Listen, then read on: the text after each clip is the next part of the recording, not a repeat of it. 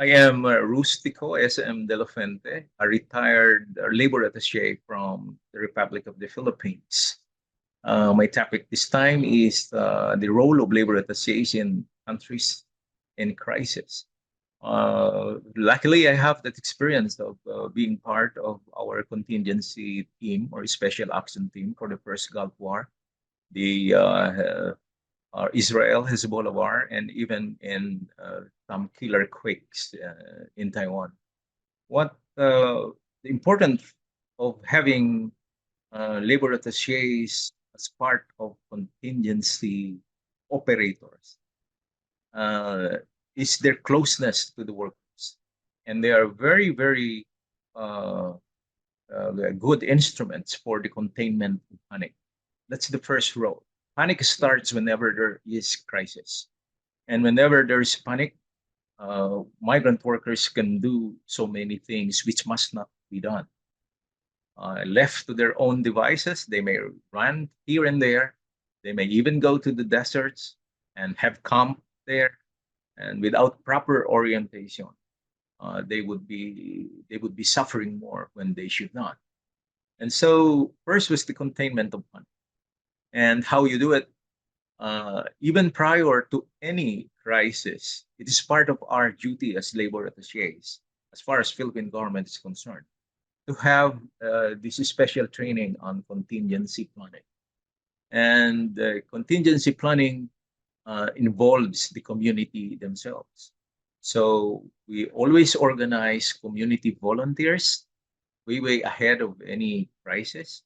And we have community organizations.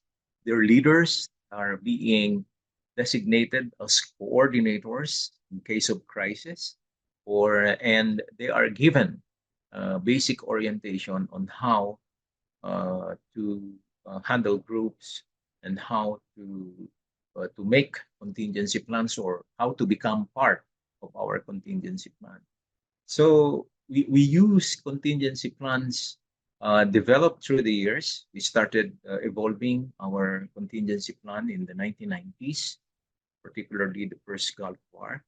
And we have reached a point when it has a framework, and we can already have contingency plan for whatever crisis.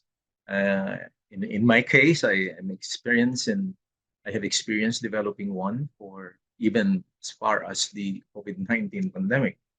Um, but these contingency plans would only work if the migrant workers are organized on the ground. There would be coordination network. There will be convergence points identified. There will be exit areas, the transportation requirements, the supplies needed, coordination with civil government authorities.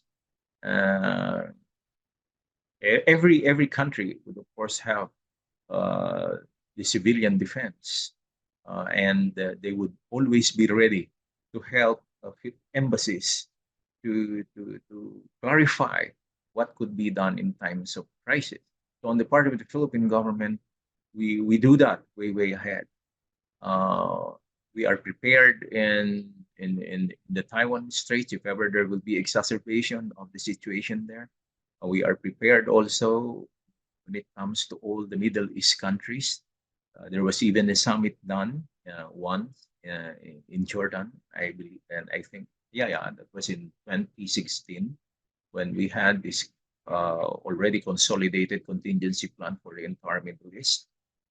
So we know where Filipinos would converge. We know where they would be picked up. We know who would lead them, how they will be told, and there were even model or template for advisories. This is very significant.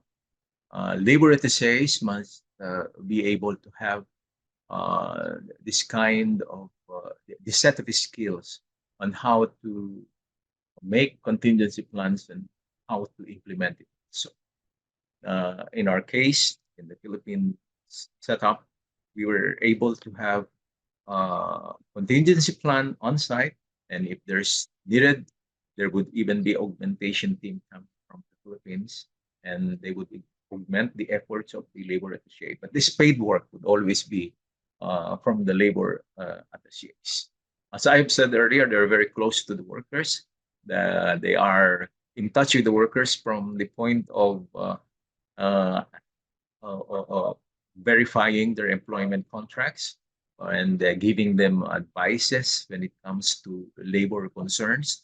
So it will not be difficult for them to relate with migrant workers from all walks or from all occupations at the job site. And that is a good point to harness when it comes to making contingency plans. Uh, what is important is to contain the panic and to make sure that they will be doing guided actions and that they will not contribute to the chaos. So we are confident that with a contingency plan, with volunteers who are trained from time to time, or are sometimes we reach the point of having simulation exercises with them. We test routes. We even go to the exit points uh, in the plan, as is stated in the plan, and have simulation exercises with the community leaders. So far, these are the basic rules that I could think that labor attachés must assume when it comes to crisis situations, whether it is earthquake, whether it is pandemic, whether it is about riot, whether it is there are areas where there are some corporate violence, and when it happens in some camps, and contingency plans must also be in place for those crisis situations. And labor attachés are, of course, in the forefront of the initiation of planning, as well as coordinating and implementing the plan, and training community volunteers to make sure that the contingency plans developed for a particular post could be implemented in the time.